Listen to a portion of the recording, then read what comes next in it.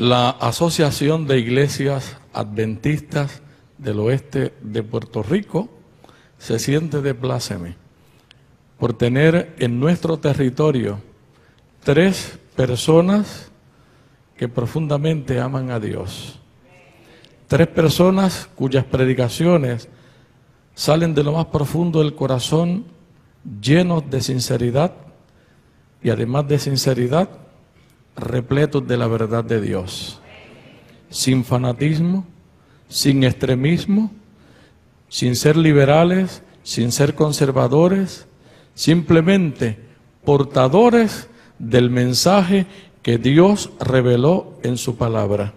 Los adventistas del séptimo día no podemos ser conservadores, tampoco podemos ser liberales, somos simplemente un pueblo que ha recibido un mensaje por revelación y que tiene el deber de comunicarlo al mundo. Muy probablemente Oliver Coronado, a través de la radioemisora en Venezuela o por internet, está escuchando nuestro programa. Y queremos decirle a toda Venezuela que ese hombre estuvo aquí una semana y fue de gran bendición para esta isla.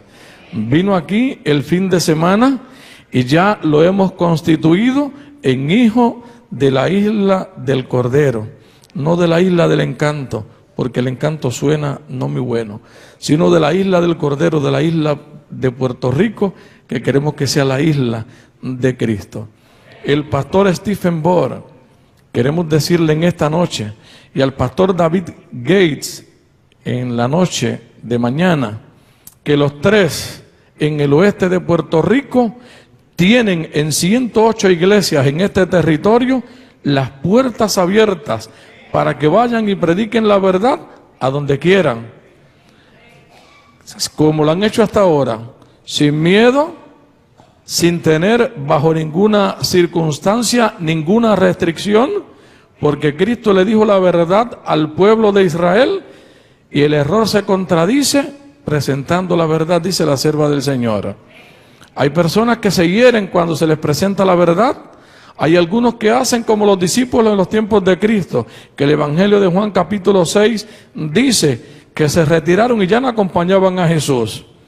Pero señores, no confíen en aquellos que vienen con paños tibios o pasándoles la mano para tranquilizarles o para complacerlos, porque los verdaderos siervos de Dios son los que le dicen al pueblo el deber y no lo que el pueblo quiere escuchar. Si usted está dispuesto a escuchar lo que Dios ha revelado, usted va a cumplir con el deber que Dios nos ha revelado. Si a usted lo que le gusta es que le digan las cosas, que no le exijan nada, que usted pueda vivir como usted guste o hacer como usted quiera, pues mire, eso no viene de Dios. Dios tiene un pueblo en esta tierra con una misión y nuestro campo apoya y se solidariza, no como dicen en los canales de televisión. Este canal no se solidariza con las expresiones vertidas en el pasado programa.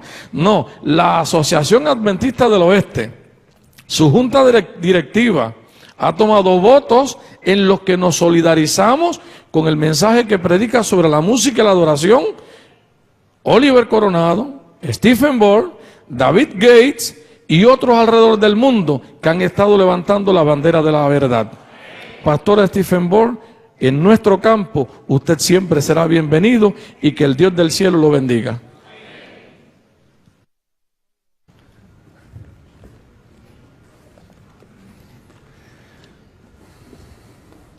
Le doy gracias al Señor porque tenemos administradores como el pastor Rodríguez en este campo del oeste de Puerto Rico. Un hombre valiente que no tiene miedo de perder su posición. Y lo único que quiere es complacer a Dios. Y gloria al Señor por eso. Pastor Rodríguez, gracias por abrirnos las puertas aquí en el oeste de Puerto Rico, un lugar que tenemos muy cerca de nuestro corazón. Quisiera darles una buena noticia. Resulta que anoche se conectaron 440 sitios de 21 países de todas partes, gloria a Dios. Estamos contentos de que muchas personas de varios países y muchos sitios hayan sintonizado la programación de anoche. Queremos extenderles un saludo muy cordial esta noche a todas las personas que nos escuchan por las emisoras de radio, también a los que están presentes acá, aquellos que están escuchando en Venezuela por radio también, en diferentes sitios, Radio Sol, Radio Paraíso. Gloria a Dios, esto ha sido una fiesta. Y quiero decirles algo, cuando yo hablé de la música anoche y hablé sobre el estilo de adoración pentecostal, no estoy siendo crítico de los pentecostales, ellos tienen su estilo de adoración, no concordamos nosotros con ese estilo de adoración. Mi punto clave era que nosotros los adventistas tenemos que adorar de una forma distinta, porque nuestra teología es una teología diferente, es una teología del lugar santísimo. Y es nuestro papel como adventistas compartir con el mundo, con nuestros hermanos pentecostales, con nuestros hermanos de otras iglesias protestantes, con nuestros hermanos católicos. Es vital que nosotros compartamos la verdad como se encuentra en toda la Sagrada Escritura. Ahora quisiera mencionar, antes de comenzar nuestro estudio, que a la salida hay ciertos materiales que he traído. Quiero mencionar que esta noche voy a presentar una porción pequeña de un libro que escribí que es supremamente importante, se llama Culto en el Trono de Satanás. Yo sé que algunos de ustedes lo tienen. Habla de la problemática que presentemente tenemos en la iglesia sobre el asunto de la adoración. No solo cubre la música, sino todos los aspectos que tienen que ver con la adoración. Y luego tengo un libro pequeño, está solo en inglés, pero ya ha sido traducido al español y en unas 2 o 3 semanas estará disponible en español, pero traje algunos en inglés sobre otro punto de contención en la iglesia sobre la ordenación de la mujer. Se llama Reflexiones sobre la ordenación de la mujer. Es un libro que ha causado un impacto muy grande, no solamente entre los laicos, sino también entre los pastores en Norteamérica. Varios pastores me han dicho que ellos tenían una posición antes y después del libro han cambiado su punto de vista. Es un libro pequeño, tiene solamente 64 páginas, pero en realidad trata sobre el verdadero problema en esta área. Así que los que estén interesados, tenemos este material y muchos otros materiales al final. Ahora sí vamos a inclinar nuestros rostros y vamos a pedir la bendición del Señor. Padre Celestial, en esta noche se haya reunido tu pueblo aquí, también en hogares, en iglesias, en casas, escuchando el mensaje que tú tienes para este tiempo. Pedimos, Padre, que a través de tu Santo Espíritu tú hables a cada uno de los que han sintonizado este programa. Que, Señor, quites de nuestro corazón y de nuestra mente cualquier estorbo, cualquier obstáculo que pueda impedir que escuchemos tu voz. Sabemos que cuando venimos a ti con confianza, cuando venimos con un espíritu humilde, tú respondes nuestras oraciones. Y así es que venimos delante de tu trono, pidiendo tu compañía y tu dirección, porque te lo pedimos en el precioso nombre de tu Hijo Cristo Jesús. Amén.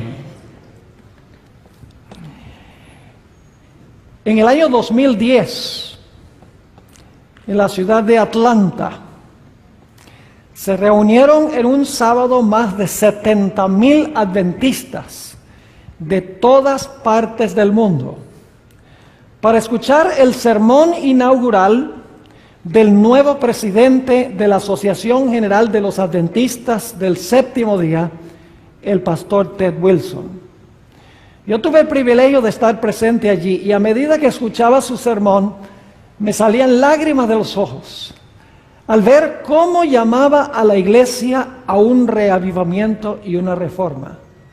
Y cómo en su sermón enfatizó en una forma cortés pero firme que la iglesia adventista tiene una relevancia especial para el mundo cristiano en este tiempo. Tiene una verdad presente. Y llamó a la iglesia a regresar una vez más a sus raíces. Que regresáramos a nuestro mensaje y regresáramos a nuestra misión. Literalmente, yo no soy una persona muy emocional, toma mucho para que me salgan lágrimas, pero debo admitir que en esa conferencia general me salieron lágrimas al escuchar a nuestro dirigente máximo terrenal, porque el celestial es Jesús, hablando de esa manera a nuestra iglesia. Y por lo tanto, en nuestro tema de esta noche, yo quiero comenzar formulando algunas preguntas. ¿Por qué existe la Iglesia Adventista del Séptimo Día? ¿Qué nos diferencia de las demás iglesias? ¿Debemos acaso nosotros predicar el mismo mensaje que predican las otras iglesias protestantes? ¿Será que la Iglesia Adventista tiene un mensaje distintivo y especial para este tiempo?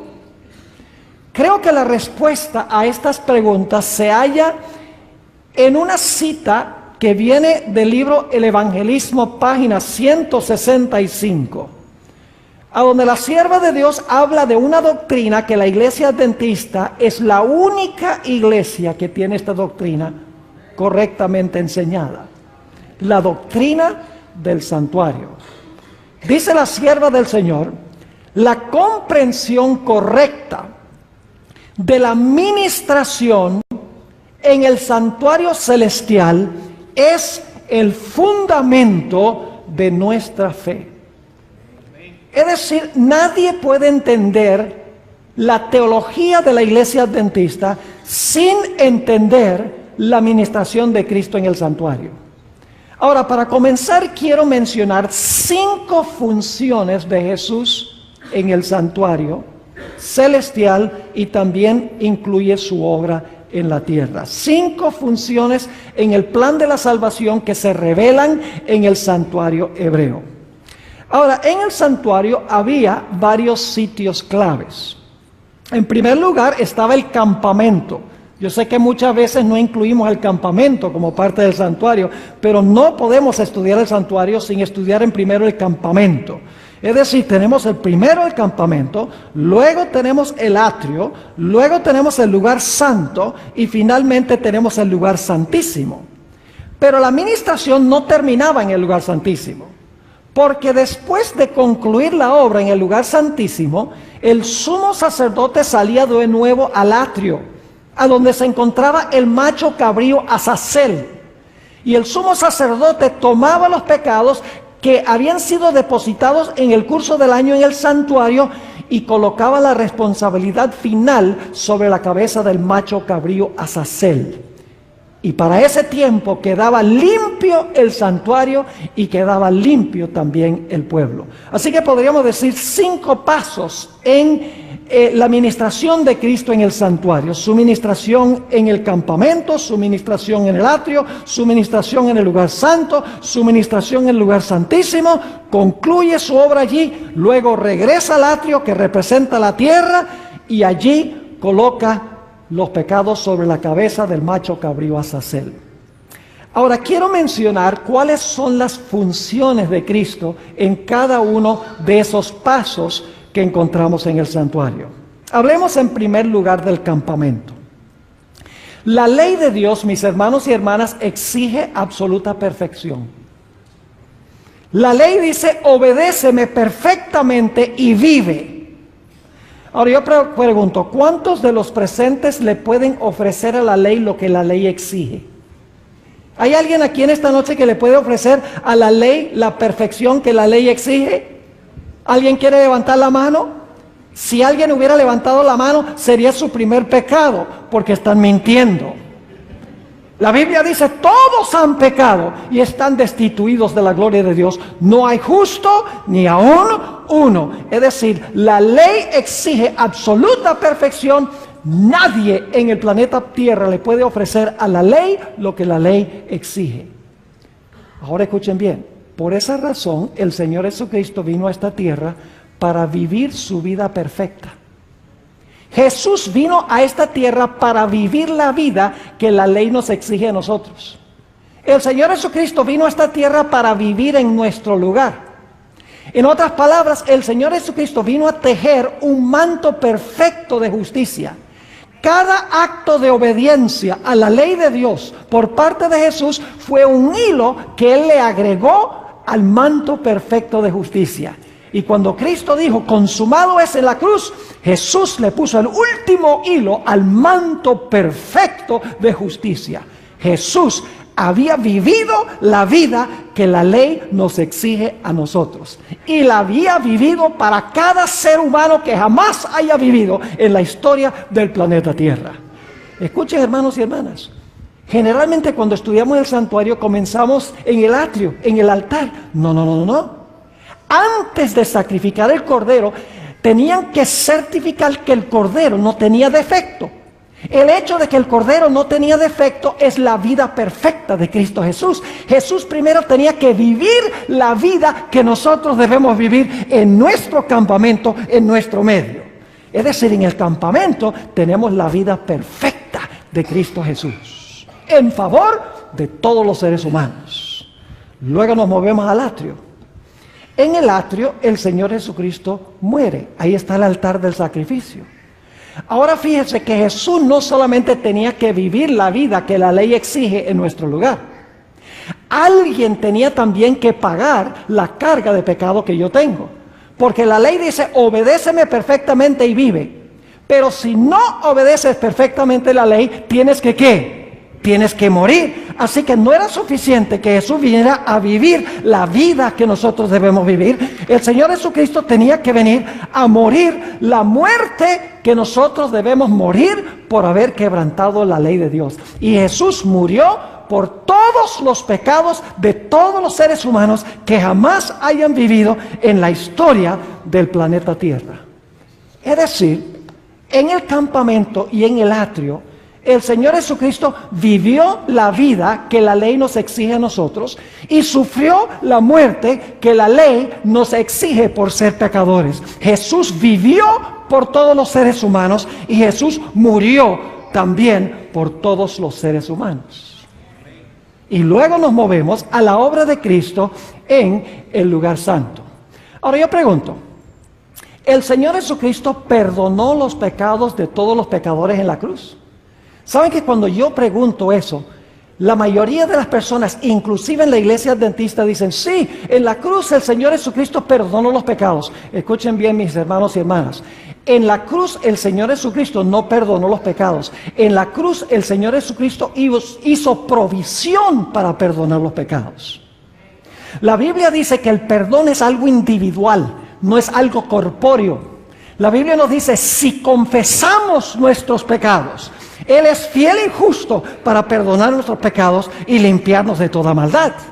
Es decir, que la obra de Cristo en el lugar santo, ahora como intercesor, es aplicar su vida y aplicar su muerte a aquellas personas que vienen a Él arrepentidos, confesando sus pecados y confiando en la vida y en la muerte de Cristo en su favor.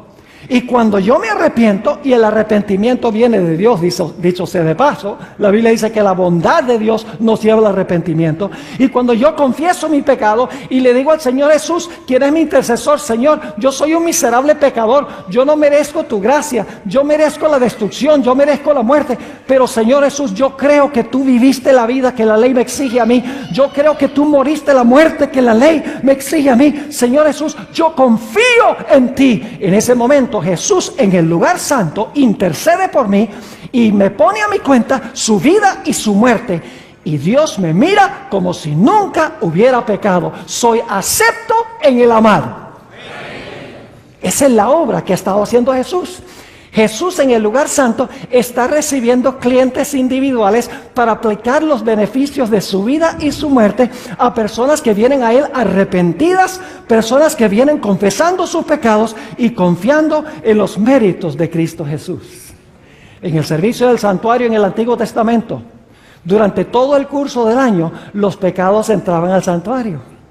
El pecado se colocaba sobre la cabeza del animal, luego el sacerdote tomaba la sangre, introducía la sangre en el santuario. De esa manera, los pecados eran transferidos del pecador a la víctima y a través de la víctima al santuario por la intercesión del sacerdote. Es decir, durante el curso del año, el santuario se llenaba, se contaminaba, porque entraba al santuario por la sangre el pecado. Y por lo tanto el santuario quedaba contaminado. Ahora, ¿saben? Hay personas que dicen, muchos adventistas inclusive, dicen, nosotros los adventistas nunca tenemos seguridad de salvación. Porque nosotros creemos que cuando confesamos nuestros pecados entran allá al santuario y están registrados en el santuario y contaminan el santuario. Escuchen bien, mis hermanos, cuando yo me arrepiento, cuando confieso mis pecados, cuando confío en Jesús, yo ya no tengo que preocuparme, porque en ese momento yo puedo tener la seguridad de perdón, puedo tener la seguridad de salvación. Ahora el problema lo tiene el santuario. Y aquellas personas que dicen que no pueden tener seguridad de salvación porque el pecado entra al santuario, déjenme decirles una cosa: mejor es que tengan los pecados en el santuario, porque si no están en el santuario, están aquí. Nuestra mayor seguridad es entrar al santuario por la sangre de Cristo, a través del arrepentimiento, a través de la confesión, confiando en los méritos de Jesús. Nuestros pecados entran al santuario, pero los pecados son pecados perdonados que están en el santuario. Esa es la obra que hace Cristo en el santuario. El Señor Jesucristo intercede por individuos. Ustedes conocen lo que dijo el apóstol Pedro en el día del Pentecostés. Dice: arrepentíos y bautícese cada uno de vosotros en el nombre del Señor Jesucristo. ¿Para qué? Para perdón de los pecados. Hay que arrepentirse y bautizarse para perdón de los pecados, y luego recibiréis el don del Espíritu Santo. Es decir, que desde el día del Pentecostés en adelante, el Señor Jesucristo está ministrando en el santuario, recibiendo individuos que se arrepienten, confiesan su pecado y confían en Jesús. Y Jesús los representa ante el Padre, son aceptos en el amado, y Dios los acepta como si nunca hubieran pecado. Pero el problema es que el santuario se contamina. Y por esa razón llega el momento en que es necesario purificar el santuario. Y esa obra de purificar el santuario de los pecados que entraron allí al santuario por la sangre, el pecador no tiene que preocuparse, porque entraron a través del arrepentimiento, la confesión, puede tener seguridad de salvación. Pero los pecados igual están en el santuario, igual contaminan el santuario. Llega el momento en que hay que purificar el santuario. ¿Y dónde se realiza esa obra de purificar el santuario? Esa obra de purificar el santuario se realiza, ¿dónde? En el lugar santísimo del santuario. ¿Me están entendiendo hasta ahora lo que hemos estado estudiando? En el lugar santísimo del santuario. El propósito del lugar santísimo es purificar el santuario de los pecados que entraron allí. Es decir, en el servicio diario el pecado va del pecador a la víctima al santuario.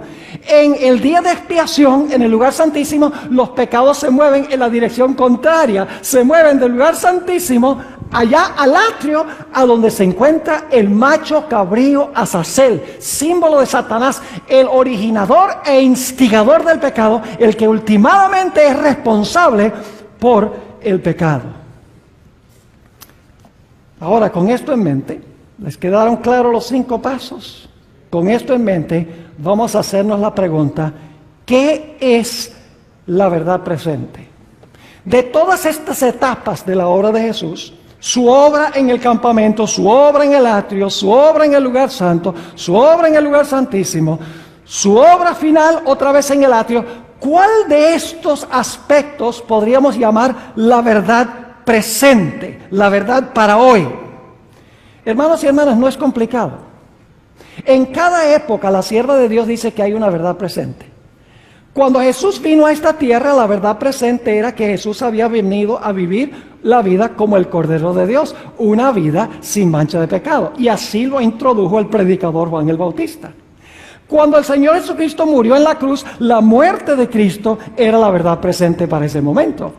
En el día del Pentecostés, la verdad presente era que ahora Jesús iba a tomar su vida y su muerte y se los iba a aplicar a los que vinieran a Él arrepentidos al santuario.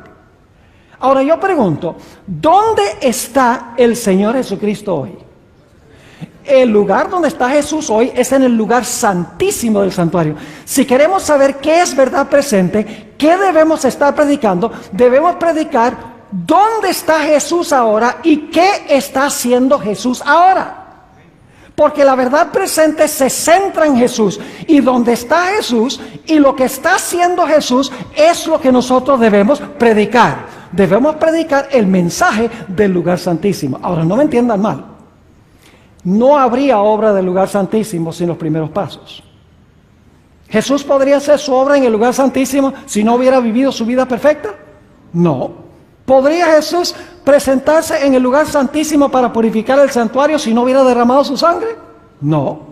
¿Puede Jesús presentarse para purificar el santuario si el Señor Jesucristo no metió los pecados al santuario por medio de su sangre de esos individuos que venían a Él arrepentidos? No. Los primeros pasos todos son esenciales e importantes, pero todo debe verse en el contexto del ministerio de Cristo en el lugar santísimo del santuario. Su vida perfecta debe verse a la luz del lugar santísimo. Su muerte debe verse a la luz del lugar santísimo. Su intercesión debe verse a la luz del lugar santísimo. Porque la verdad presente es a dónde está Jesús y qué está haciendo Jesús ahora mismo en este tiempo. Así que lo único que tenemos que hacer para descubrir qué es verdad presente es descubrir dónde está Jesús y qué está haciendo, y eso es lo que tenemos que predicar. Ahora, ampliemos un poquito más este asunto. ¿Dónde podemos nosotros descubrir más plenamente lo que es la verdad presente para este tiempo? Yo creo que necesitamos ir, hermanos y hermanas, al libro de Daniel y al libro de Apocalipsis para entender ¿cuál es la verdad presente para este tiempo? El mensaje del lugar santísimo. Ahora, quiero repasar con ustedes las 7 iglesias del libro de Apocalipsis. Ahora, ¿saben ustedes que no solamente los adventistas, sino que muchos teólogos no adventistas enseñan que las 7 iglesias representan 7 períodos de la historia de la iglesia, desde los tiempos de los apóstoles hasta el fin del tiempo? No solo es la iglesia adventista la que enseña eso.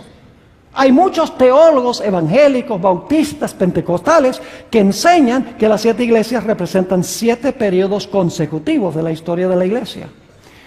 Y es interesante, yo he leído varios de estos libros y generalmente dicen que la iglesia de Éfeso es la iglesia apostólica, no solo la iglesia adventista. Dicen que la iglesia de Esmirna es la iglesia perseguida por los emperadores romanos. Dicen que la iglesia de Pérgamo es la iglesia del tiempo de Constantino, cuando penetró la apostasía en la iglesia. Dicen que la iglesia de Tiatira representa la iglesia durante el periodo de dominio papal, esa mujer Jezabel, la ramera, que se menciona en el Apocalipsis del capítulo 17. Dicen que la iglesia de Sardis representa la reforma protestante. Es decir, que no solo la iglesia adventista, sino muchas otras iglesias enseñan que la iglesia de Éfeso es la apostólica, la de Esmirna, las persecuciones imperiales, la de Pérgamo representa la iglesia en el tiempo de Constantino, la iglesia de Tiatira representa la iglesia papal y la iglesia de Sardis representa el periodo de la reforma protestante. Son las 5 primeras iglesias. Ya cuando llegamos a las 6 y las 7 se vuelven nebulosos. Ahora yo pregunto, ¿cuándo termina el periodo de supremacía del papado? Ustedes deben saber eso. Iba a gobernar tiempos y ¿qué? Y la mitad de un tiempo. Es decir, que la 5ª iglesia nos lleva al año 1798. Ahora, lo que quiero que miremos especialmente es la 6ª iglesia. Recuerden que la 6ª iglesia es después de la iglesia apostólica, el periodo de los emperadores romanos, después del periodo de Constantino, después del periodo de supremacía papal, después de la reforma protestante. Ya nos estamos acercando al final de la historia porque es la iglesia número 6 en la secuencia, es hacia el final de la historia. Ahora, quiero que notemos cuál iglesia es esa. Es la iglesia de Filadelfia. Ahora, ¿saben algo interesante? Vamos a notar en unos momentos que delante de la iglesia de Filadelfia se coloca una puerta abierta. Y usted dice, ¿por qué? ¿Qué es esa puerta? ¿Y a dónde conduce esa puerta? ¿Y qué pasa dentro de esa puerta? ¿Saben el nombre de la 7ª iglesia? Es Laodicea. ¿Saben lo que significa la palabra Laodicea? Significa juzgando al pueblo, o el pueblo del juicio. Es decir, que la iglesia de Filadelfia es la iglesia que viene inmediatamente antes de comenzar ¿qué? Antes de comenzar el juicio. La última iglesia es la iglesia del juicio. Es decir, que la iglesia de Filadelfia es la iglesia que viene inmediatamente antes de comenzar el juicio. Ahora vayan conmigo a Apocalipsis, el capítulo 3. Y vamos a leer los versículos 7 y el versículo 8 para ver lo que dice de esta puerta y a dónde conduce esta puerta. Dice allí: escribe al ángel de la iglesia en Filadelfia. Recuerden, la sexta iglesia hacia el final de la historia, después del periodo de la iglesia romana, después del periodo del protestantismo, no solamente según los adventistas, sino según teólogos no adventistas. Dice allí: escribe al ángel de la iglesia en Filadelfia.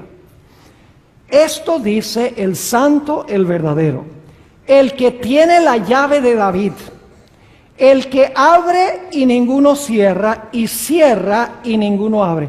Yo pregunto, ¿esta llave abre una puerta, sí o no? En la iglesia de Filadelfia, ¿la llave va a abrir una puerta? Sí. ¿Va a cerrar otra? Claro, porque dice abre y nadie la puede cerrar, cierra y nadie la puede abrir. Ahora usted dice, pero ahí no dice una puerta, ahí sencillamente dice que tiene una llave, abre y cierra. Pero noten lo que sigue diciendo en el versículo 8. Yo conozco tus obras. He aquí, he puesto delante de ti una ¿qué? Una puerta abierta, la cual nadie puede cerrar. Es decir, abre una puerta y nadie puede cerrar esa puerta. Dice, una puerta abierta, la cual nadie puede cerrar, porque aunque tienes poca fuerza, has guardado mi palabra y no has negado mi nombre. Delante de la sexta iglesia, después del periodo de dominio papal y después de levantarse la reforma protestante, en la iglesia de Filadelfia, hacia el final de la historia, se iba a colocar delante de esa iglesia una puerta abierta. Ahora necesitamos hacernos la pregunta: ¿cuál puerta era? Escuchen bien. El santuario tenía 3 puertas. La primera puerta conducía del campamento al atrio o al patio. La segunda puerta conducía del patio o del atrio al lugar santo. Y la tercera puerta conducía del lugar santo al lugar santísimo. Y claro, la pregunta clave es: ¿cuál de estas puertas es la puerta que se colocó delante de la iglesia de Filadelfia? ¿Será la primera puerta? No puede ser la primera puerta. Y usted dice, ¿por qué no puede ser la primera puerta? Yo pregunto, ¿cuándo es que el Señor Jesucristo entró al atrio para morir en la cruz? ¿Hacia el final de la historia, en la sexta iglesia? No, durante el tiempo ¿qué? Apostólico. Es decir, eso pasó antes de la iglesia de Éfeso. Así que no puede ser la primera puerta, porque la puerta que lleva al atrio la abrió Cristo, y Cristo entró para morir en la cruz cuando estuvo aquí en la tierra. Entonces decimos, ¿será la puerta, la segunda puerta, la que conduce del atrio al lugar santo? Yo pregunto, ¿cuándo es que se abrió la puerta donde Cristo entró al lugar santo para comenzar su obra intercesora? En el día del Pentecostés, Jesús comenzó a interceder en el lugar santo del santuario. ¿Puede entonces la puerta que se coloca delante de la sexta iglesia, puede ser esa segunda puerta? No puede ser la segunda puerta, porque la puerta en Filadelfia se abre al final de la historia, en el tiempo de la sexta iglesia, mientras que la otra puerta, la segunda puerta, se abrió cuando Cristo ascendió al cielo. ¿Me están entendiendo? Entonces yo pregunto, ¿cuántas puertas quedan? Quedan una sola. ¿Y cuál es esa puerta? La puerta que lleva del lugar santo al lugar ¿qué? Santísimo. Ahora escuchen bien. El libro de Apocalipsis identifica el momento cuando se abre esa puerta. Vayan conmigo a Apocalipsis el capítulo 11 y el versículo 19. Apocalipsis el capítulo 11 y el versículo 19. Aquí se habla del momento cuando se abre esta puerta. Y escuchen bien. No tengo tiempo de mostrarles el contexto de ese versículo, pero ustedes lo pueden estudiar. Este versículo de Apocalipsis 11, 19 se halla en el contexto de la sexta trompeta. Ustedes saben que nosotros los adventistas tradicionalmente, y yo creo que correctamente, hemos creído que las iglesias, los sellos y las trompetas corren juntas. Son 3 diferentes perspectivas de la historia desde los tiempos apostólicos hasta el fin del tiempo. Las iglesias empiezan en los tiempos apostólicos, terminan en el tiempo del fin. Los sellos comienzan en los tiempos apostólicos y terminan en el tiempo del fin. Las trompetas comienzan en los tiempos apostólicos y terminan en el tiempo del fin. tres diferentes formas de trazar la historia eclesiástica desde tres diferentes perspectivas. Y es interesante que Apocalipsis 11:19 está en el contexto de la sexta trompeta. Fíjense, sexta iglesia y este versículo sexta trompeta. Ahora fíjense lo que dice Apocalipsis 11:19. El templo de Dios fue abierto. ¿Qué indica eso? Fue abierto. Pues antes que estaba cerrado, claro que sí. Dice, el templo de Dios fue abierto en el cielo. ¿Y a dónde conducía esa puerta? Bajo la sexta trompeta. La sexta iglesia mencionaba ¿qué cosa? Una puerta también. Dice, el templo de Dios fue abierto en el cielo. ¿Y qué se vio? Y el arca de su pacto se veía en el templo. Y hubo relámpagos, voces, truenos, un terremoto y grande granizo. ¿Cuál es la puerta que se abrió bajo la sexta trompeta o bajo la sexta iglesia? La puerta que conduce ¿a dónde? Al lugar santísimo del santuario. ¿Cuadra la cronología? La sexta iglesia y la sexta trompeta están al final del tiempo, después del periodo de dominio papal y la reforma protestante. Exactamente, la cronología cuadra a perfección. Ahora escuchen bien. Se abre la puerta de la puerta y se ve dentro de la puerta ¿qué cosa? El arca del pacto. Yo pregunto, ¿a dónde se encontraba el arca del pacto? El arca del pacto se encontraba en el lugar santísimo. ¿Y cuándo era que se abría ese apartamento en la historia de Israel? En el día de expiación, que era el gran día del juicio del pueblo de Israel. Entonces, ¿para qué se abre esa puerta en Apocalipsis 11 y el versículo 19? Se abre porque ahora va a comenzar ¿qué cosa? Va a comenzar el juicio en el santuario celestial. ¿Le quedó clara la cronología? Ahora vamos a otro pasaje que describe el mismo evento y no voy a leer el pasaje, pero se lo voy a describir. Daniel, el capítulo 7. Ustedes lo conocen bien, eso se predica en evangelismo cada rato. Yo espero que se predique. El pastor Rodríguez nos dijo que las profecías se pueden presentar desde una perspectiva cristocéntrica y que no hay ninguna prohibición de que prediquemos las profecías. Lo que pasa es que muchos no quieren que se prediquen las profecías porque tienen temor a ofender a alguien. Escuchen, hermanos y hermanas, si nuestros hermanos de otras iglesias no entienden estas profecías, últimamente van a recibir la marca de la bestia. ¿Usted quiere desearle eso a sus amigos de otras iglesias? ¿Ustedes quieren que los amigos de sus otras iglesias tomen la decisión incorrecta cuando venga la prueba sobre el sello de Dios y la marca de la bestia? Mis hermanos y hermanas, si tenemos amor para con esta gente, vamos a querer presentar este mensaje. Porque dejarlos en ignorancia significa que se van a perder y van a tomar la decisión incorrecta. Así que el mensaje de la profecía es un mensaje de amor. Jesús manda este mensaje porque Él no quiere que recibamos la marca de la bestia. Él quiere que nosotros recibamos el sello de Dios. Daniel 7. ¿Qué representa el león? A ver, díganme ustedes, ¿qué representa el león? Ay, están débiles ustedes. No se comieron el ñame antes de venir a la iglesia. Óigame, ¿representa el león qué? Babilonia, muy bien. Y entonces, ¿el oso qué representa? Medo-Persia. ¿El leopardo qué representa? Grecia. Y luego tenemos una bestia espantosa y terrible. ¿Qué representa? Roma. Y luego a esa bestia le salen 10 cuernos. ¿Qué representan los 10 cuernos? Las divisiones del Imperio Romano. Y luego entre los 10 se levanta un cuerno pequeño. Y ese cuerno pequeño representa otra clase de Roma. ¿Cuál Roma? Roma papal. ¿Y cuánto tiempo gobierna Roma papal? Gobierna 1260 años. ¿Y cuándo terminan los 1260 años? En el año 1798. Ahora escuchen bien. En Daniel el capítulo 7 dice que cuando el cuerno pequeño llega al final de su periodo de dominio, el juez se sienta y los libros ¿qué? Se abren. ¿Es la misma cronología de las 7 iglesias? ¿Sí o no? Sí. Hacia el final, después del papado y la reforma protestante, Filadelfia, la puerta abierta. La puerta se abre en el cielo, se ve el arca del pacto, sexta trompeta, hacia el final de la historia de la iglesia. Y ahora aquí vemos en Daniel el capítulo 7, que después del periodo de dominio papal, comienza ¿qué cosa? El juicio, porque dice que el juez se sentó y los libros se abrieron. Y luego escuchen bien, luego nos dice que cuando el juez entra y el juez se sienta y los libros se abren, entonces sobre las nubes del cielo viene ¿quién?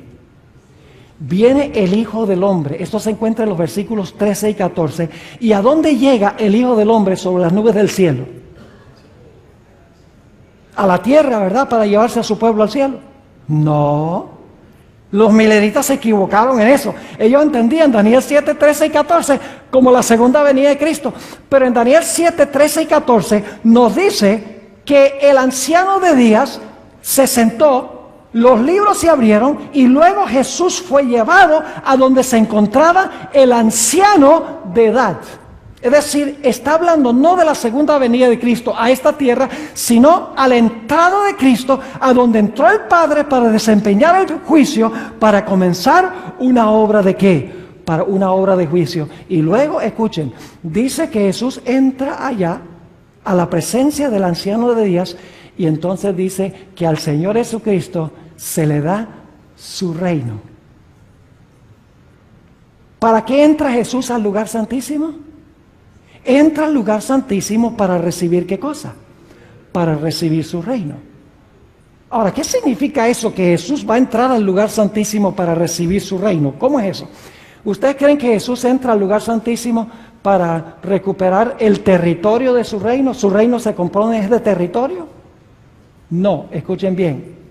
El reino de Jesús se compone de los súbditos que pertenecen a su reino. ¿Y qué es lo que hace el juicio? No se distraigan. ¿Qué es lo que hace el juicio? El juicio es lo que hace es distinguir entre ¿qué? Entre quién es un verdadero seguidor de Jesús y quién no. Y cuando termina el juicio, yo pregunto, ¿ya se ha revelado quiénes son parte del reino de Cristo Jesús cuando termina el juicio? Claro que sí. El propósito de Jesús es entrar a tomar su reino, pero el hecho de tomar el reino no significa que va a tomar un montón de territorio o el planeta, significa que Jesús va a revelar quiénes son los verdaderos súbditos de su reino. Va a distinguir, en otras palabras, a los que son de los que no son. Y algunos dicen, pero pastor, ¿para qué Dios necesita un juicio? ¿Cuántos de ustedes creen que Dios sabe todas las cosas? Bueno, por lo menos hay unos 10. No sean flojos. ¿Cuántos de ustedes creen, mis hermanos y hermanas, les pregunto, que Dios sabe todas las cosas? Dios sabe todo, ¿verdad que sí? ¿Para qué un juicio? Escuchen bien, mis hermanos y hermanas. El propósito del juicio no es para informar a Dios. El propósito del juicio es revelarle al universo quiénes fueron seguidores genuinos de Cristo y quiénes fueron hipócritas. Dios lo sabe, Jesús lo sabe, pero el universo no. El propósito del juicio no es informar a Dios. El propósito del juicio es revelarle a los seres de otros mundos, a los ángeles y a nosotros, últimamente, que Dios fue justo en salvar a algunos que profesaban su nombre y a otros no. Y escuchen bien, en este juicio, antes de la segunda venida de Cristo, solamente los casos de los que profesaron a Jesús entran en juego. Es decir, el juicio dentro de la puerta, en el lugar santísimo, no incluye a aquellos que no aceptaron a Cristo Jesús. Solamente incluye ese juicio a aquellas personas que profesaron el nombre de Cristo Jesús. Ahora yo pregunto, ¿todas las personas que profesan el nombre de Cristo son verdaderos seguidores de Cristo? ¿Hay trigo y cizaña en la iglesia? ¿Y cómo se distingue? El trigo y la cizaña se ven igualitos. Hay que esperar hasta que se haga un ¿qué? Un juicio. Y nosotros no somos los que hacemos el juicio, son los ángeles al final, dice, que hacen la separación o la división. Pero la cizaña y el trigo se parecen mucho.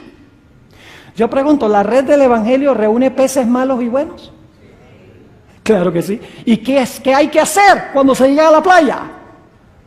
Hay que separar a los buenos que se van a llevar al mercado de los que no sirven. Yo pregunto, ¿en la iglesia solamente hay vírgenes sabias? ¿Hay también vírgenes fatuas? Claro que sí. Las vírgenes fatuas tenían lámparas. Representa la Biblia. Tenían por lo menos cierta medida de aceite. Oye, pero eran hipócritas. Es decir, profesaban, pero no eran.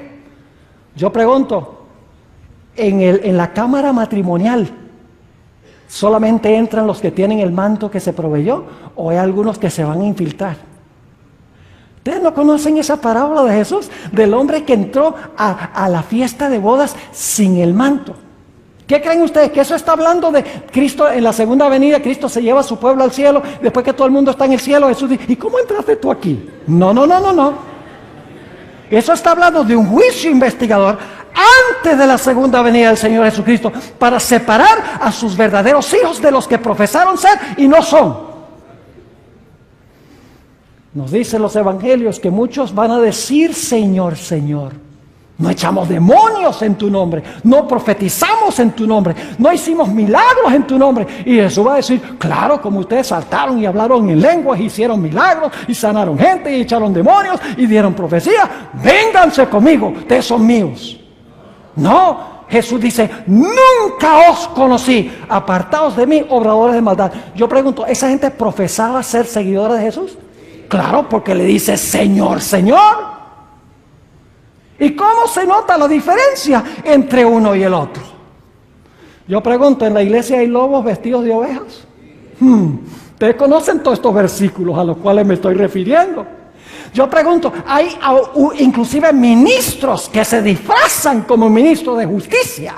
El apóstol Pablo lo dice. Yo pregunto, ¿hay cristianos que tienen la apariencia de piedad, pero no tienen el poder de la piedad? Claro que sí.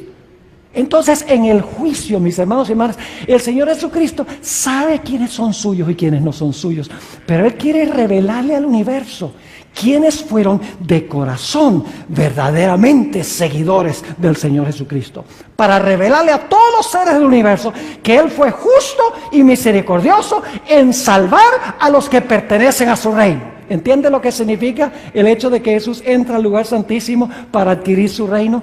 Entra allá a adquirir su reino haciendo una obra de juicio para establecer quiénes son sus seguidores. Cuando el juicio termina, ya el Señor Jesucristo ha completado su reino.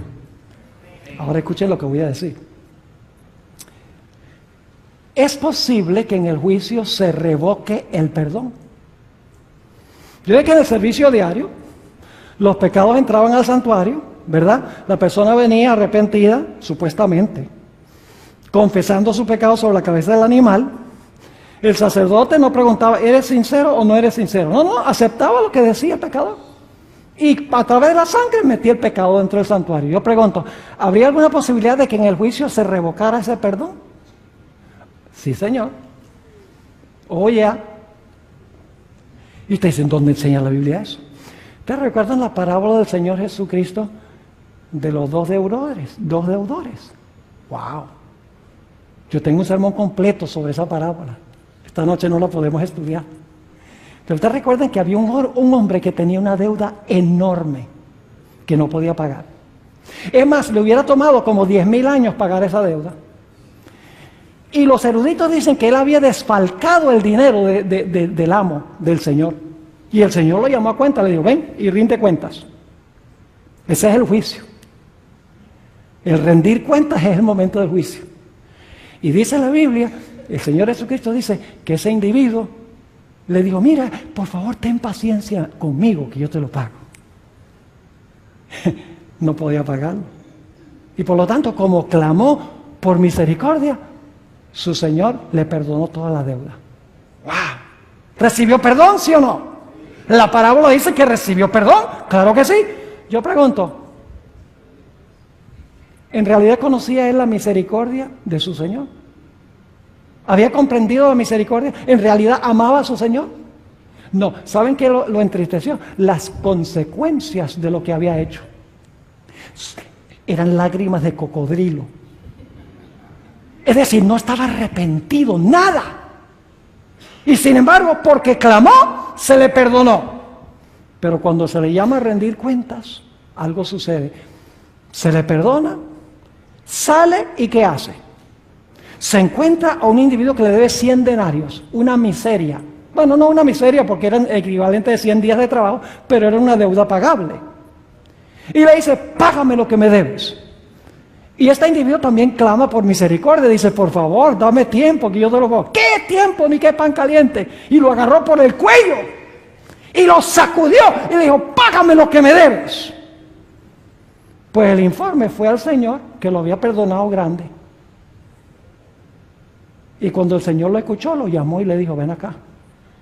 Yo no te perdoné una deuda bien grande. Por amor a mí, por haberte perdonado una deuda tan grande, ¿por qué en tus obras tú no demostraste que estás dispuesto de compartir ese perdón con otros? Y dice que le revocó el perdón y lo echó a la cárcel hasta que pagara toda su deuda. ¿Se puede revocar el perdón en el juicio si la persona fue hipócrita cuando depositó sus pecados en el santuario? Sí, Señor. El propósito, mis hermanos y hermanas, del juicio sencillamente es revelar si el arrepentimiento de una persona fue genuino o fue falso. ¿Y cómo se revela si el arrepentimiento fue genuino o fue falso? Es muy sencillo. El juicio se hace conforme a nuestras obras. Se examinan nuestros pensamientos, nuestras emociones, se examinan nuestras acciones, nuestras palabras, para ver si en verdad nosotros nos arrepentimos, confesamos de corazón nuestros pecados y confiamos en Jesús y por su gracia pudimos vencer esas tendencias en nuestra vida. Ahora quiero que noten que no solamente nos habla del hecho de que el Señor Jesucristo va a separar a los genuinos de los hipócritas. Y tenemos que preguntarnos aquí en esta noche, ¿soy yo un creyente genuino? ¿O sencillamente vengo a la iglesia? Sencillamente devuelvo el diezmo, pero mi corazón no está con Jesús. Tenemos que examinarnos de si nosotros somos en verdad hijos del reino, si en verdad nos hemos arrepentido y hemos confesado nuestros pecados y hemos confiado en Jesús y odiamos el pecado y amamos a Cristo y queremos su poder para vencer el pecado, para que nuestra vida sea diferente y distinta. Pero escuchen bien, el lugar santísimo nos revela otras cosas muy interesantes. El mensaje distintivo y especial de la Iglesia Adventista, todas sus doctrinas especiales que los distinguen de las demás iglesias, se encuentran en el lugar santísimo del santuario. Yo pregunto, ¿qué estaba dentro del arca del pacto? La ley. ¿Qué enseña la iglesia adventista en cuanto a la ley? Que todavía está ¿qué? Vigente. Y que por la gracia de Dios, Dios quiere que nosotros la obedezcamos. ¿Qué dice el mundo cristiano en cuanto a la ley? Clavada en la cruz.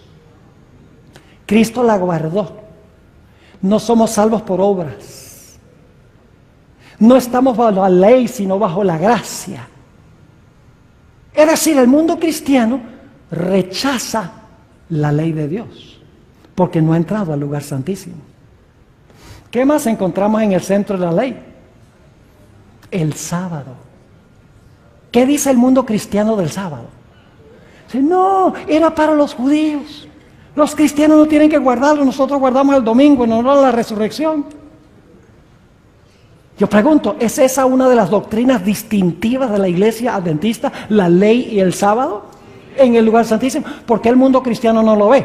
Porque ellos están en el atrio y en el lugar santo y no han entrado al lugar santísimo. Porque cuando entran al lugar santísimo, ven que Jesús ahora va a separar a los genuinos de los hipócritas. Y que la ley de Dios todavía está vigente.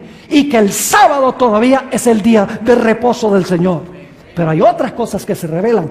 También se revela el hecho de que el sábado es una prueba para el pueblo de Dios, para ver si van a andar en la ley de Dios. ¿Saben qué más había en el lugar santísimo?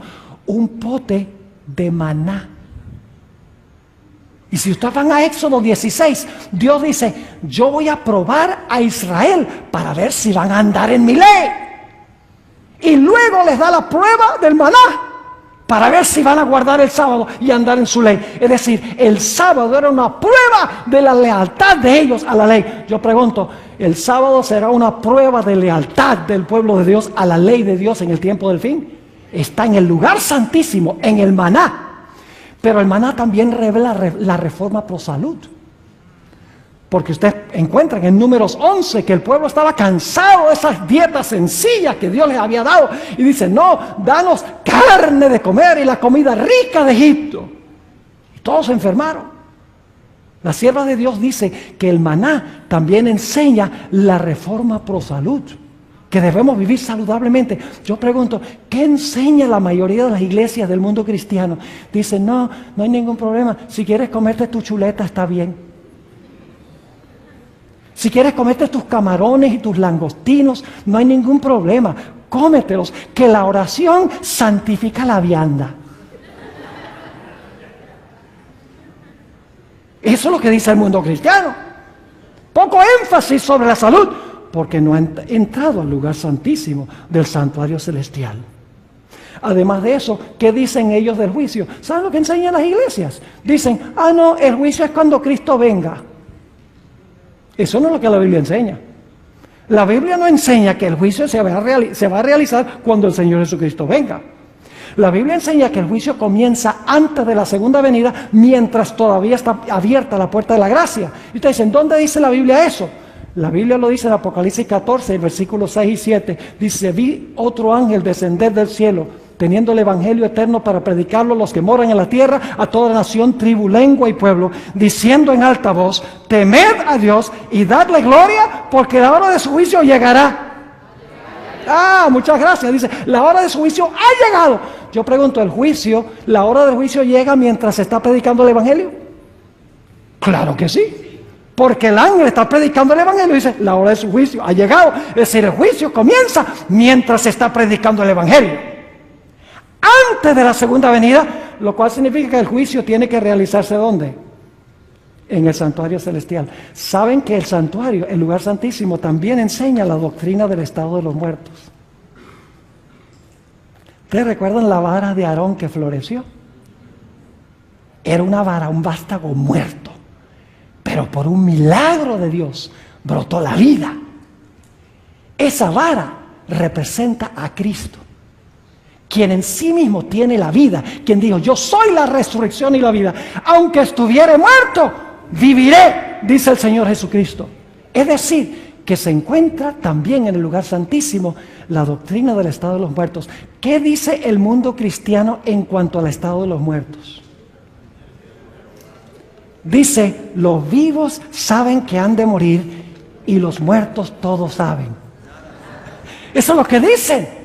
Pero la Biblia dice que los muertos nada saben, mis hermanos y hermanas.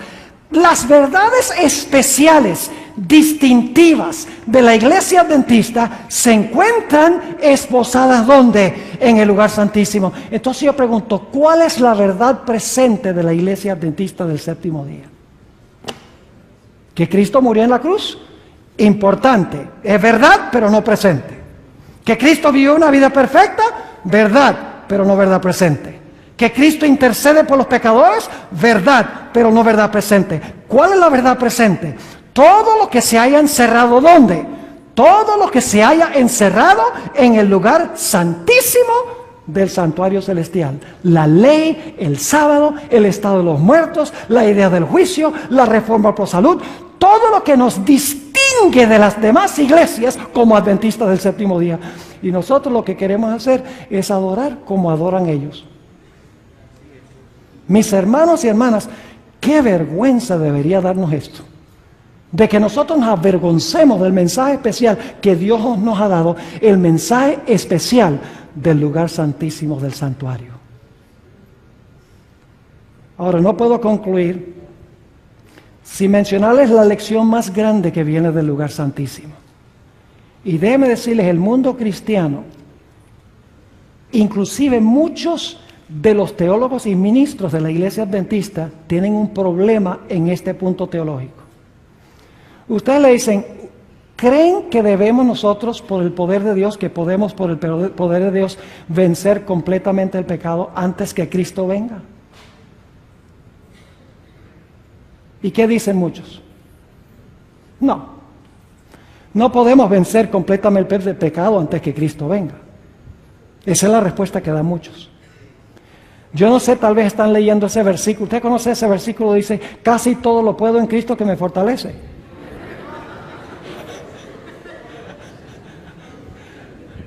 No, me equivoqué. Dice, todo lo puedo menos vencer el pecado en Cristo que me fortalece. ¿Eso es lo que dice? No, eso no es lo que dice. ¿Qué dice el texto? Todo lo puedo en Cristo que me fortalece. Y saben, dicen, no, pero la carne es débil. Entonces tú me estás diciendo que tu carne débil es más poderosa que Dios. Tú estás diciendo que Dios no tiene el poder para darme la victoria sobre el pecado. Porque tu carne es tan poderosa, tu carne es tan fuerte que tú no puedes vencer el pecado. Ni siquiera Dios te puede dar el poder para vencer el pecado en la vida. Mis hermanos y hermanas, déjenme leerles una cita muy interesante. Saben que el santuario se va a cerrar. El servicio del lugar santísimo se va a cerrar, mis hermanos y hermanas.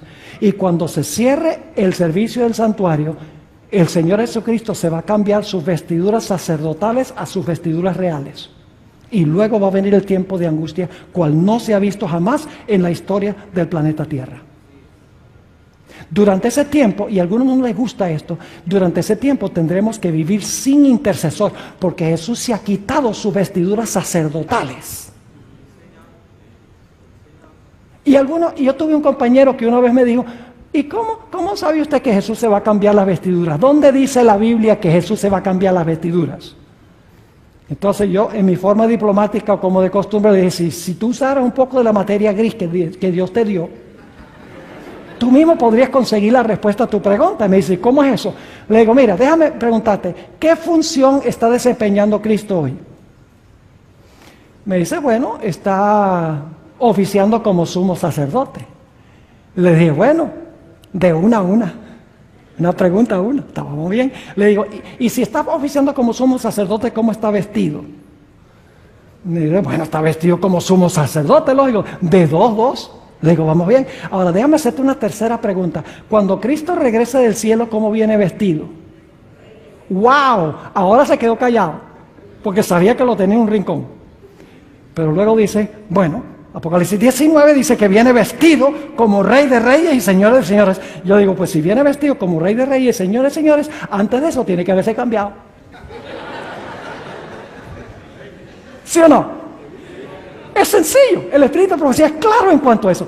Jesús va a terminar la purificación del santuario. Y escuchen algo, Jesús no va a purificar de allí nada que no se haya purificado aquí.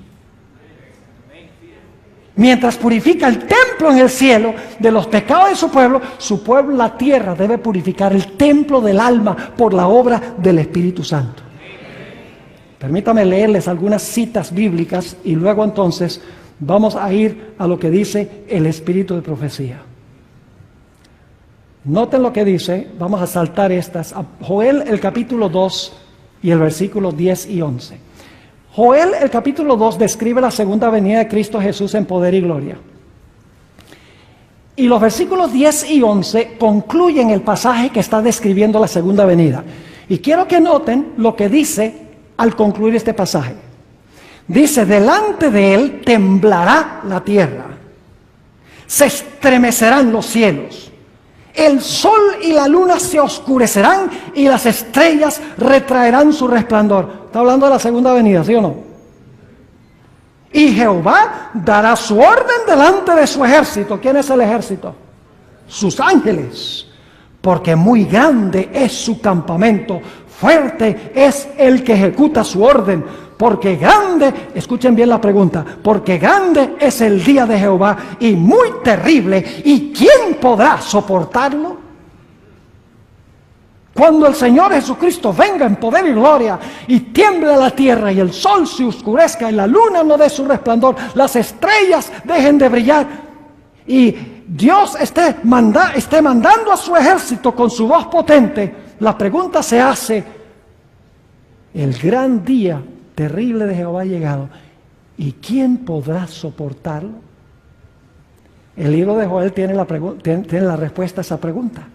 Note lo que sigue diciendo en Joel el capítulo 2, 12 y 13, y luego vamos a saltar al versículo 15 al 17. Escuchen la preparación necesaria para estar firmes cuando venga ese día.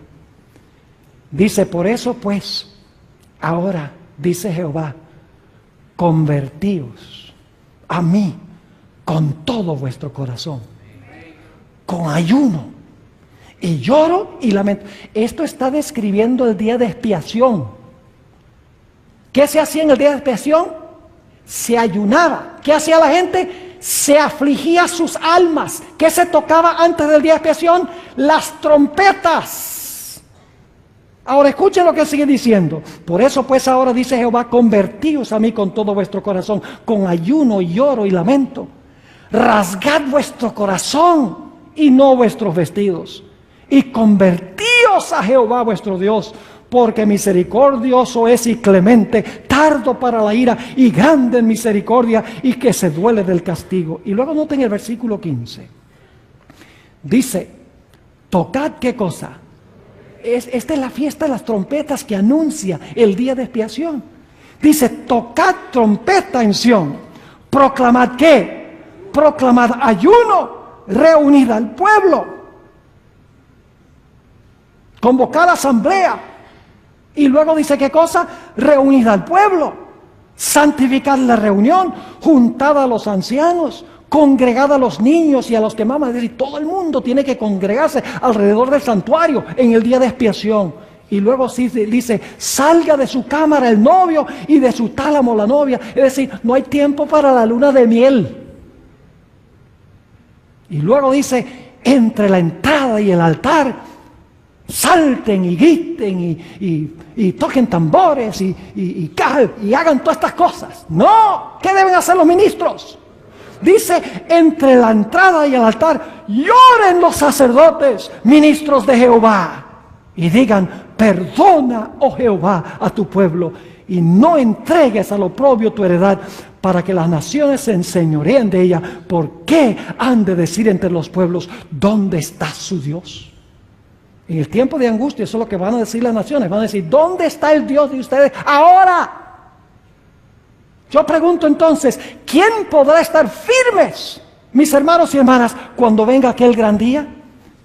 En los versículos subsiguientes se habla de la preparación necesaria: congregarse, afligir el alma, ayunar, afligir el corazón, convertirse, arrepentirse. Eso es lo que debemos estar haciendo ahora. Mis hermanos, ahora no es el tiempo de estar celebrando. En la fiesta de tabernáculos ya vamos a celebrar.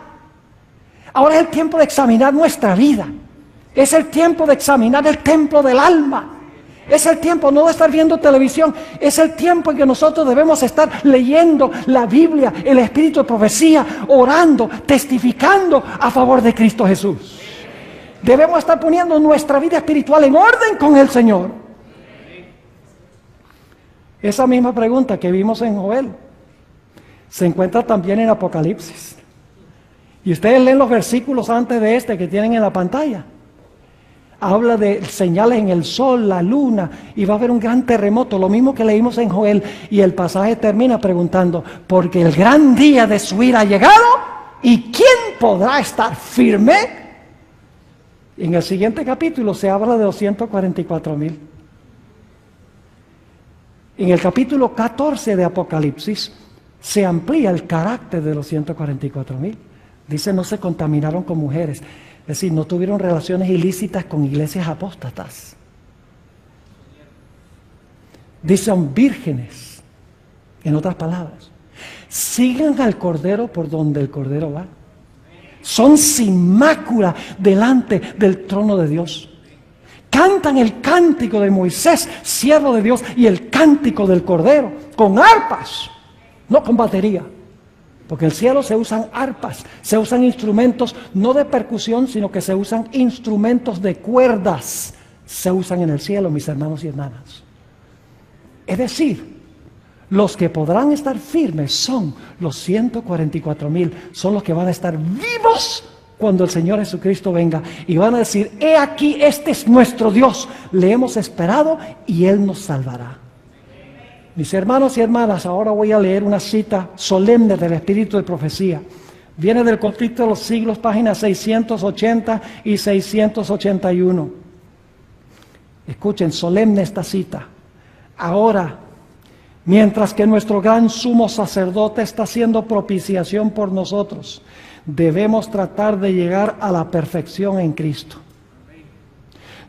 Ahora escuchen bien, va a hablar primero de Jesús.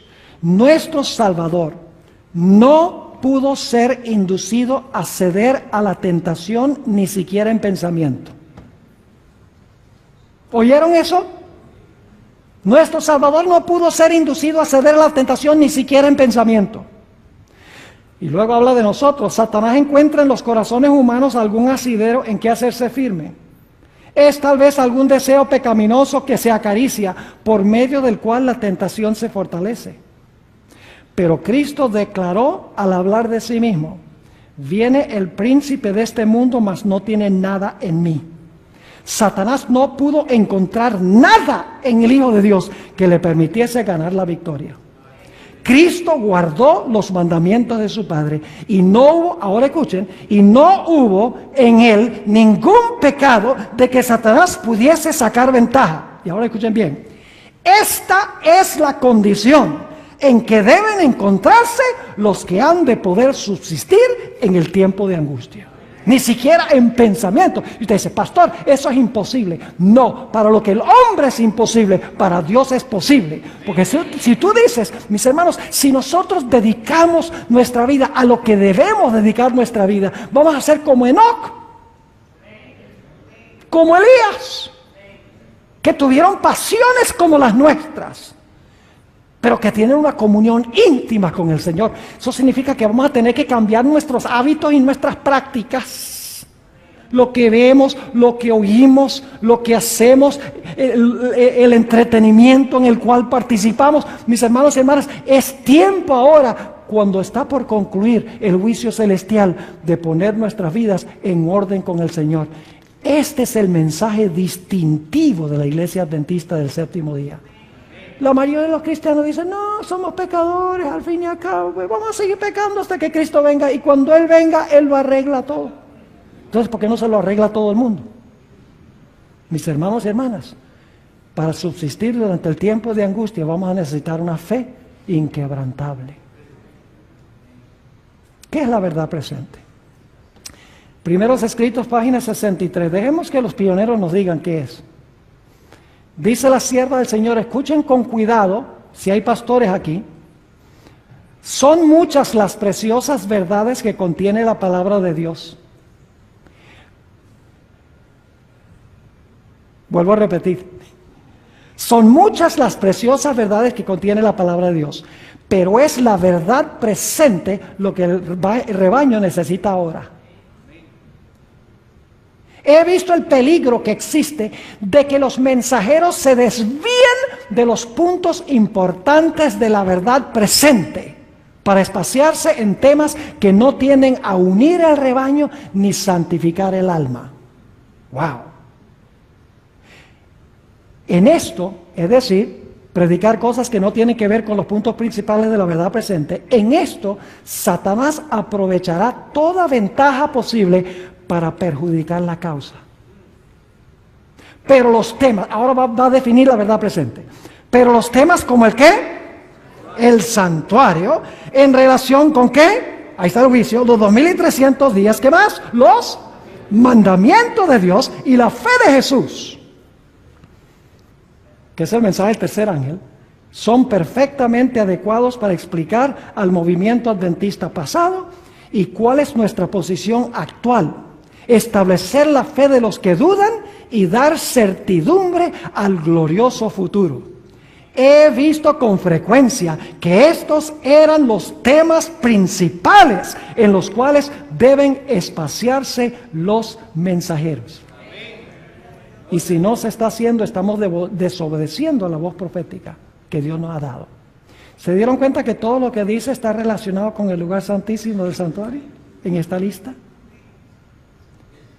Mis hermanos y hermanas, el Espíritu de Profecía nos dice que los que entiendan y vivan estos mensajes, los mensajes de los tres ángeles, que es el mensaje de Dios que viene del lugar santísimo, van a ser preservados en medio de la tribulación. Los mensajes serán un ancla para el pueblo de Dios. En Primeros Escritos, página 256, la sierva del Señor dice: estos mensajes me fueron representados como un ancla para el pueblo de Dios. Quienes los comprendan y reciban, quedarán libres de verse arrastrados por los muchos engaños de Satanás. ¿Cuán importantes son los mensajes de los tres ángeles? Son un ancla. Y si no estamos anclados, Satanás nos va a arrastrar. Así que tenemos que estudiar estas cosas, mis hermanos y hermanas. Dice la sierva de Dios en la página 258 del mismo libro, Primeros Escritos: me fueron mostrados 3 escalones. Los mensajes del primer ángel, del segundo y del tercero. Dijo mi ángel acompañante: ay de aquel que mueva un bloque o clavija de estos mensajes. La verdadera comprensión de estos mensajes es de importancia vital. El destino de las almas depende de la manera en que son recibidos. Mis hermanos y hermanas, lo que nos distingue como iglesia son los mensajes de los tres ángeles, que son paralelos al mensaje del lugar santísimo del santuario. Y hay de nosotros si nosotros nos extraviamos de este mensaje especial que Dios le ha dado a la iglesia para predicar muchas otras cosas que no son verdad presente. Dejaríamos de ser el pueblo distintivo de Dios. Seríamos evangélicos del séptimo día, o luteranos del séptimo día, o presbiterianos del séptimo día. Ya no seríamos adventistas del séptimo día. Mis hermanos y hermanas, yo apelo a los que estamos aquí, al igual que los que están viendo por televisión, escuchando por radio, viendo por el internet. Mis hermanos y hermanas, volvamos a nuestras raíces. No perdamos el tiempo con esta idea de lo que hay que hacer es alabar, y lo que hay que hacer es venir al culto para que nos entretengan y gozar, y etcétera. No, estamos en un tiempo muy serio para eso. Tenemos que preparar un carácter para el cielo. Tenemos, por la gracia de Dios, que purificar el templo del alma. Ojalá esa sea nuestra experiencia.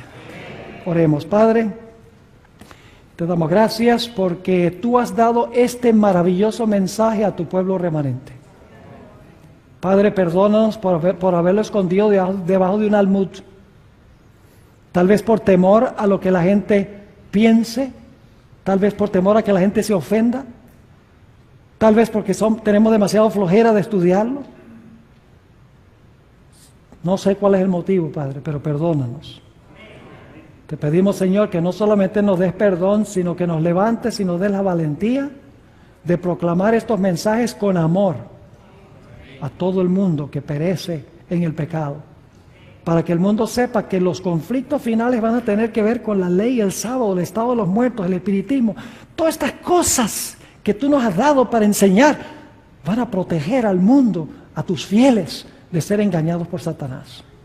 Te ruego, Señor, que nos bendigas al retirarnos de este local. También que tú bendigas al pastor Gates mañana, el viernes y el sábado. Que sea una gran bendición, una conclusión con broche de oro para esta semana. Te lo pedimos en el nombre precioso de tu Hijo, Cristo Jesús. Amén. Amén.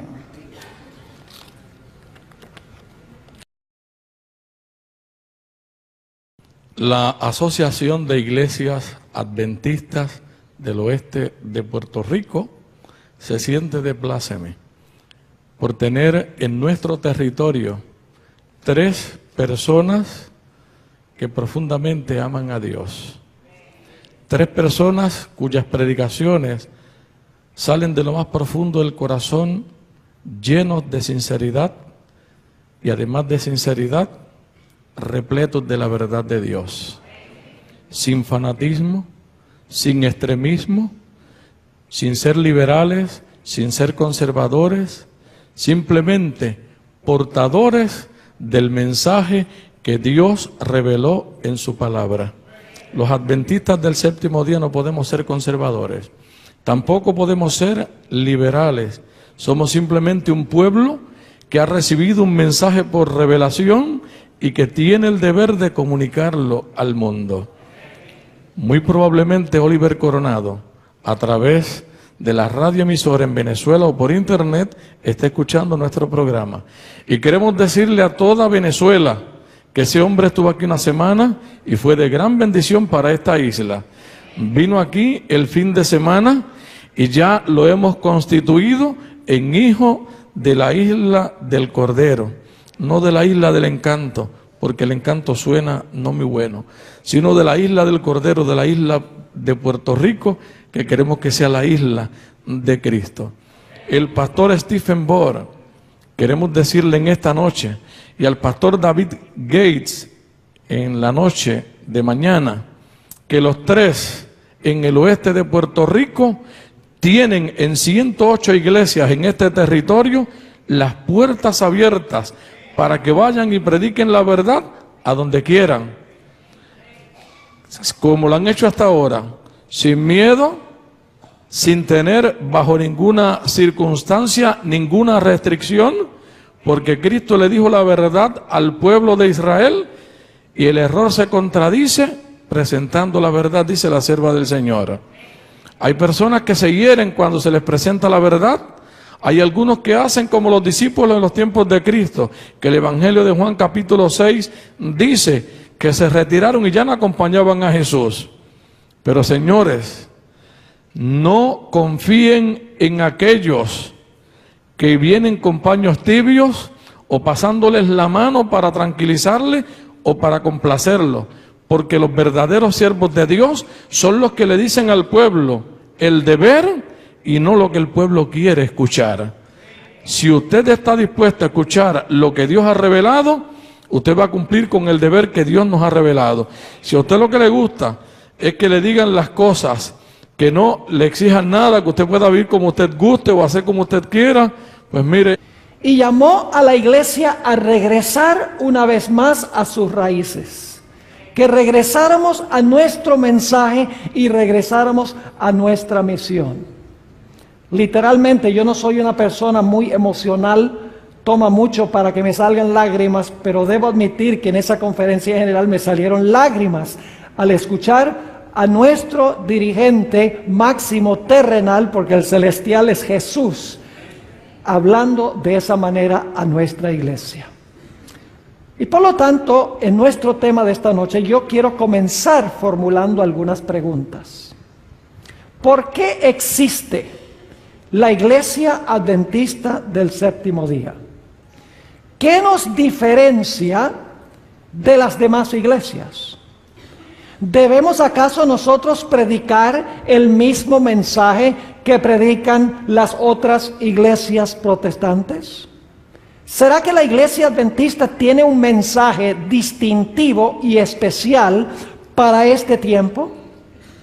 Creo que la respuesta a estas preguntas se halla en una cita que viene del libro El Evangelismo, página 165. A donde la sierva de Dios habla de una doctrina que la iglesia adventista es la única iglesia que tiene esta doctrina correctamente enseñada. La doctrina del santuario. Dice la sierva del Señor, la comprensión correcta de la ministración en el santuario celestial es el fundamento de nuestra fe. Es decir, nadie puede entender la teología de la iglesia adventista sin entender la ministración de Cristo en el santuario.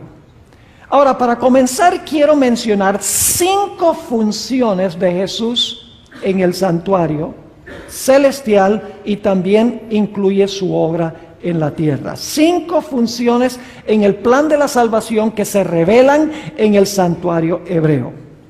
Ahora, en el santuario había varios sitios claves. En primer lugar estaba el campamento.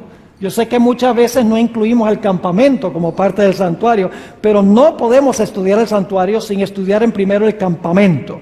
Es decir, tenemos primero el campamento, luego tenemos el atrio, luego tenemos el lugar santo y finalmente tenemos el lugar santísimo.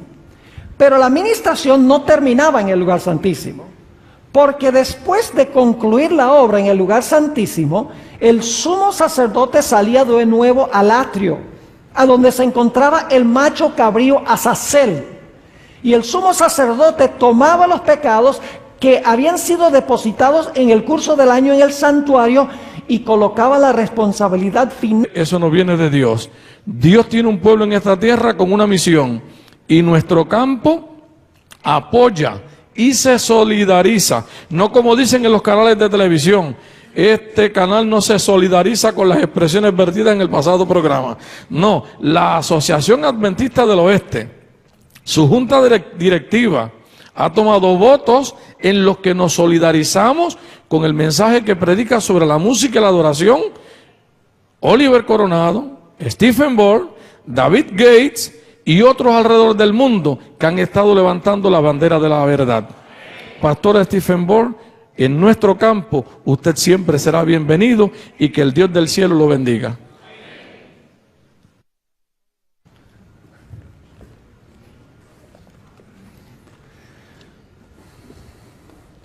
Le doy gracias al Señor porque tenemos administradores como el pastor Rodríguez en este campo del oeste de Puerto Rico.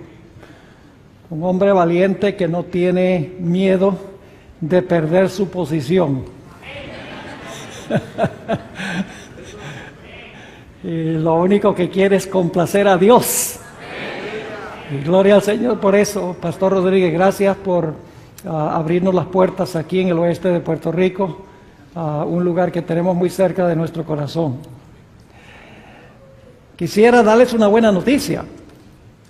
Resulta que anoche se conectaron 440 sitios de 21 países. Países de todas partes, gloria a Dios.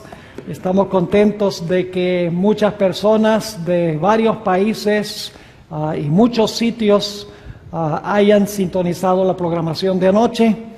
Queremos extenderles un saludo muy cordial esta noche a todas las personas que nos escuchan por las emisoras de radio, también a los que están presentes acá, aquellos que están escuchando en Venezuela por radio también, en diferentes sitios, Radio Sol, Radio Paraíso. Gloria a Dios, esto ha sido una fiesta. Y quiero decirles algo, cuando yo hablé de la música anoche, y hablé sobre el estilo de adoración pentecostal. No estoy siendo crítico de los pentecostales, ellos tienen su estilo de adoración, no concordamos nosotros con ese estilo de adoración. Mi punto clave era que nosotros los adventistas tenemos que adorar de una forma distinta, porque nuestra teología es una teología diferente, es una teología del lugar santísimo.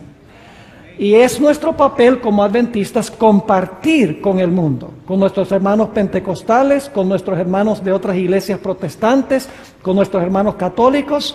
Es vital que nosotros compartamos la verdad como se encuentra en toda la Sagrada Escritura.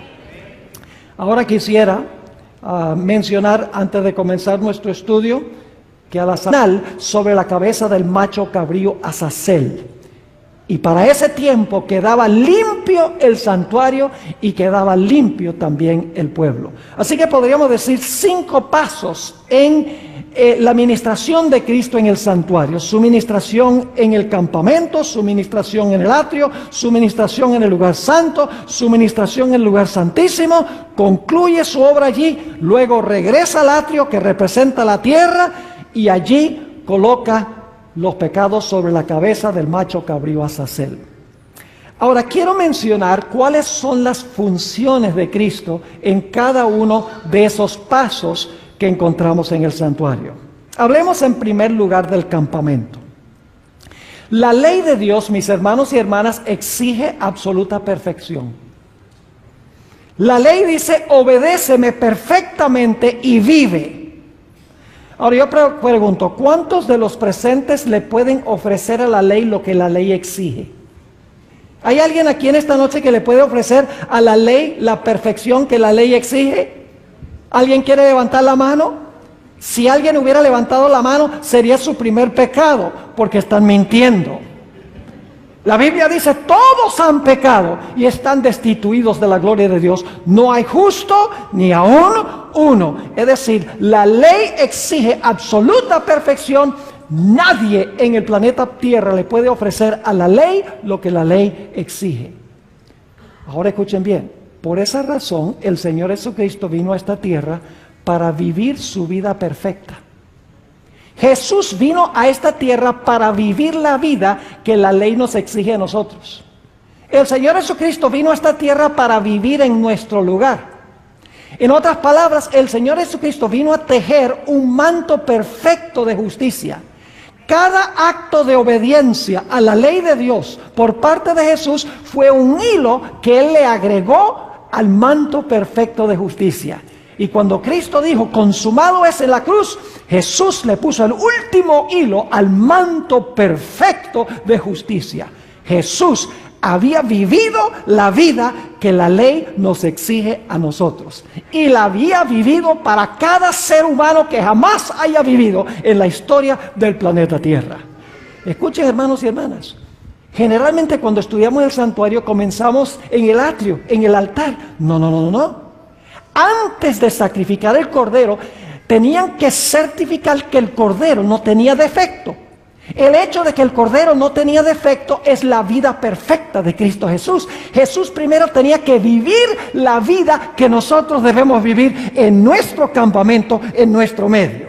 Es decir, en el campamento tenemos la vida perfecta de Cristo Jesús, en favor de todos los seres humanos. Luego nos movemos al atrio.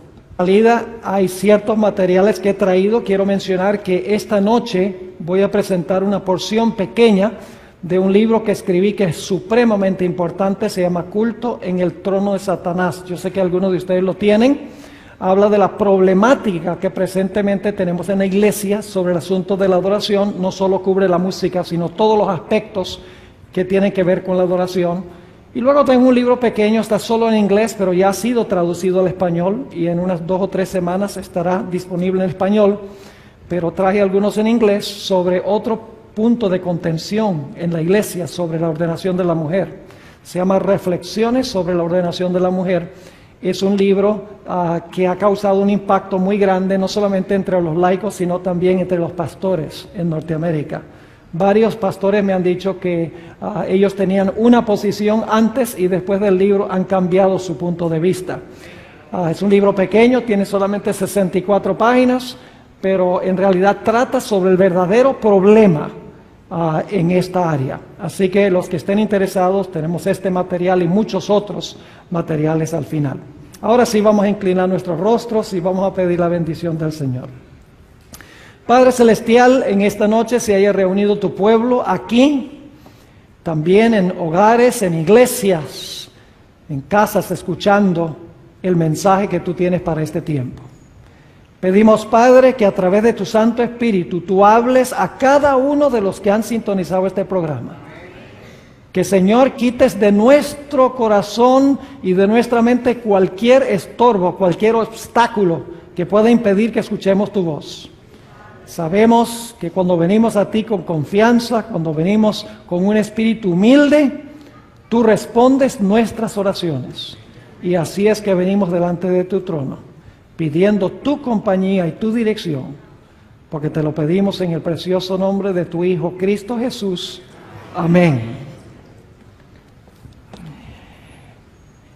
En el año 2010, en la ciudad de Atlanta, se reunieron en un sábado más de 70,000 adventistas de todas partes del mundo para escuchar el sermón inaugural del nuevo presidente de la Asociación General de los Adventistas del Séptimo Día, el pastor Ted Wilson. Yo tuve el privilegio de estar presente allí y a medida que escuchaba su sermón me salían lágrimas de los ojos al ver cómo llamaba a la iglesia a un reavivamiento y una reforma. Y cómo en su sermón enfatizó en una forma cortés pero firme que la Iglesia Adventista tiene una relevancia especial para el mundo cristiano en este tiempo. Tiene una verdad presente